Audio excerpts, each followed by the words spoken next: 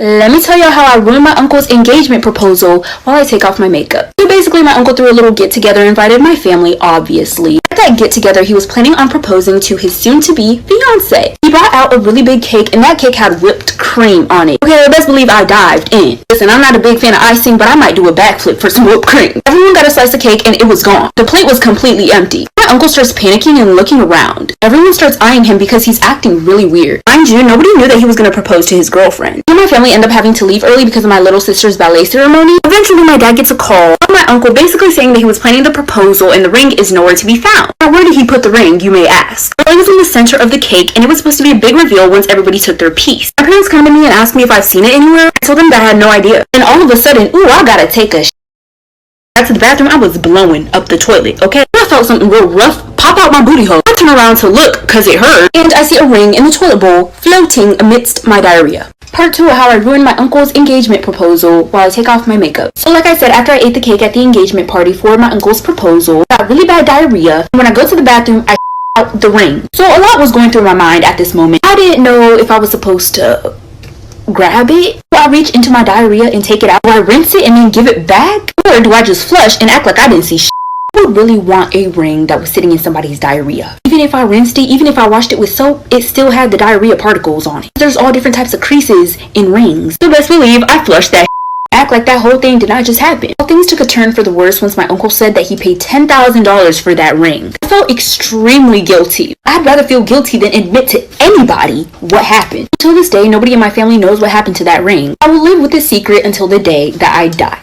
One day my great-grandma was dying because she had heart disease, brain tumors, toe fungus, leprosy, diabetes, bowel cancer, stretched earlobes, nipple piercing infection, black lungs, cornea infection, coronavirus, the black plague, the Spanish influenza, frostbite, nematodes, trypophobia, Ebola, saggy skin, morning breath, like cis, you name it. She was old and diseased.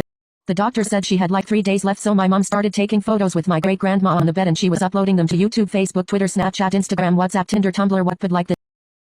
My great-grandma everywhere like she was a superstar, like relax yourself, you have 4 followers including me and my brother, you don't need to post them on all these platforms. Anyway, she asked me for a caption idea and I said doo-wop, and she then asked what is that? I said it means wishing and praying and she said that's so beautiful and she started crying like okay, not the end of the world. With your hubba dubba bubba gubba yubba tubba flubba wubba jubba pubba zubba head ass. She made her caption wop for granny, show granny some wop, she's in need for wop, oh granny wop, granny wop, granny wop.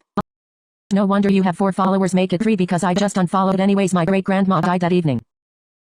Story time. 23 years ago, there was this mother of 2 children who just recently had a 3rd child. Soon after, the newborn baby was sleeping in the nursery while they were throwing a house party, and unfortunately, during the party, the house caught on fire. Everyone scrambles out of the house and they couldn't get to the baby, and then the cops concluded that the baby had died in the fire. But her other 2 kids made it out alive. And even though the cops told her that her baby had died, she refused to believe it. Many years later, the mother took her 2 children to a birthday party, and there was this other woman there with her child. And now the mother looks at that child and is in shock because she looks so much like her other 2 kids. She goes up to the little girl and says that she has bubble gum in her hair so that she can steal a few strands of her hair. She took it to a lab and they DNA tested it, and that little girl was her child. So it turns out many years ago during that house party, a woman that the mother knew went upstairs, took the baby, and started the fire so that the baby would be declared as dead and she could easily get away with kidnapping her. And then she ran from the cops and they can't find her.